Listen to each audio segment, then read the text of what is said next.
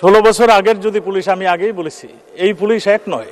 এই পুলিশ আজকে জনগণের পুলিশ, আজকে জনগণের আস্থার বিশ্বাসের জায়গায় চলে আসছে। মাননীয় স্পিকার, আরেকটি পুলিশের উন্নত সেবা আমরা সবাই আজকে দেশবাসী ভোগ করছেন।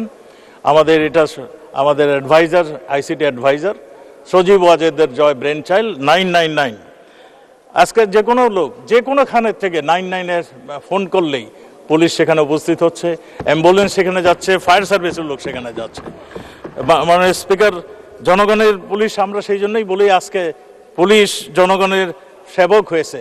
আগে যে আমরা পুলিশকে ভয় পেতাম, আমরা যখন ছাত্র ছিলাম পুলিশ দেখলে সরে যেতাম।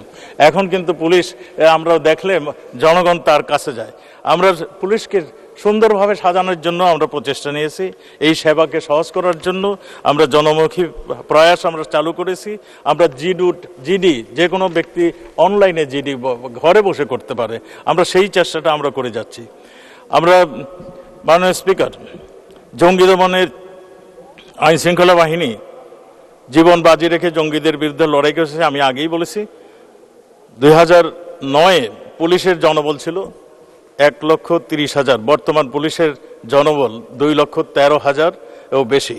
2009 থেকে 23 সাল পর্যন্ত 1,19,919 জন পুলিশ মাননীয় প্রধানমন্ত্রীর দিক নির্দেশনায় আমাদের পুলিশ বাহিনীতে যোগ হয়েছে। জাতির পিতা শেখ মুজিবুর রহমান 1974 সালে নারী পুলিশ সদস্য নিয়োগ দিয়ে গিয়েছিলেন। আজকে মাননীয় প্রধানমন্ত্রীর দিক নির্দেশনায় আমরা পুলিশে প্রায় 8% নারীর সদস্য রাখার জন্য আমরা প্রচেষ্টা নিয়েছি, এবং যেখানে আমরা করেছি নারী সদস্যরা তারা অত্যন্ত সফলতার সঙ্গে কাজ করে যাচ্ছে।